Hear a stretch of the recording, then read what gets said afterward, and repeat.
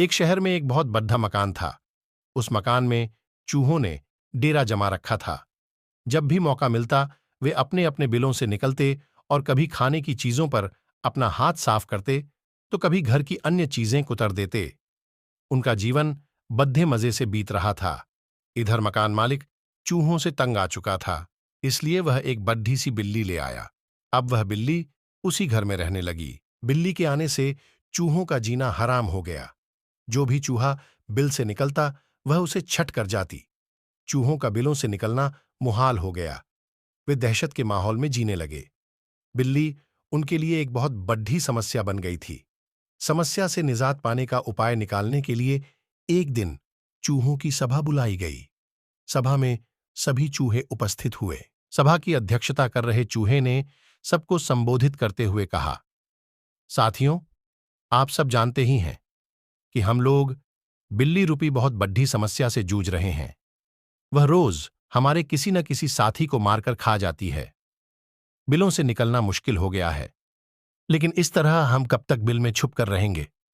भोजन की व्यवस्था के लिए तो हमें बिल से बाहर निकलना ही होगा। यह सभा इसलिए आयोजित की गई है ताकि इस समस्या का समाधान निकाला जा सके। आपके सुझाव आमंत्रित हैं। आप एक एक कर अपने सुझाव दे सकते हैं। एक एक कर सभी चूहों से इस समस्या पर अपनी अपनी सोच के हिसाब से सुझाव दिए, लेकिन किसी भी उपाय पर सब एकमत नहीं हुए। तब अंत में एक चूहा उठा और चहकते हुए बोला, मेरी दिमाग में अभी अभी एक बहुत ही बढ़िया उपाय आया। क्यों ना हम बिल्ली के गले में एक घंटी बांध दें। इस तरह बिल्ली जब भी आसपास होगी उस घंटी की आवाज से हमें पता चल जाएगा और हम वहां से भाग जाएंगे। कहो कैसा लगा उपाय? सारे चूहों को ये उपाय बहुत पसंद आया। वे खुशी में नाचने और झूमने लगे, मानो उनकी समस्या का अंत हो गया हो। तभी एक बूढ़ा और अनुभवी चूहा खड्डडिया फाहा हुआ और बोला, मूर्खों, नाचना गाना बंद करो और जरा ये तो बताओ कि बिल्ली के गले में घंटी कौन बांधेगा?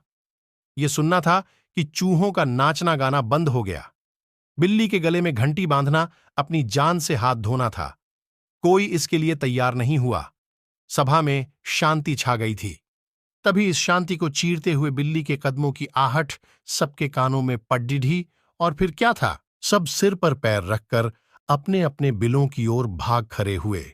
सीख, moral of story, the bell and the cat.